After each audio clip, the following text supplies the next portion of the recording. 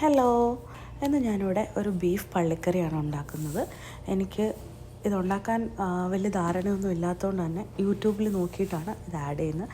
അപ്പം എനിക്കിത് ഒത്തിരി ഇഷ്ടപ്പെട്ടു. കാരണം നമ്മൾ വഴറ്റണ്ട, എല്ലാ നമ്മൾ ചേർക്കുന്ന സവോള, ഇഞ്ചി, പച്ചമുളക്, വെളുത്തുള്ളി, തക്കാളി, ഗരം മസാല പൊടികളെല്ലാം, മല്ലിപ്പൊടി, മുളക് പൊടി, ഇതെല്ലാം കൂടെ മിക്സ് ചെയ്ത് നമ്മൾ നന്നായിട്ട്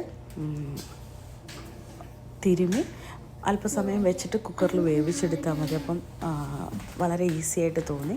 അപ്പം നമ്മളതാണ് ഇവിടെ ട്രൈ ചെയ്ത് നോക്കുന്നത്. പിന്നെ ഇതൊന്ന് വെന്ത് വരുമ്പോഴത്തേക്ക് ഇതിനകത്തേക്ക് അല്പം തേങ്ങ വറുത്തതും കൂടെ ആഡ് ചെയ്ത് തിളപ്പിച്ച് എടുത്തു കഴിഞ്ഞാൽ നമ്മുടെ കറി റെഡിയാവും.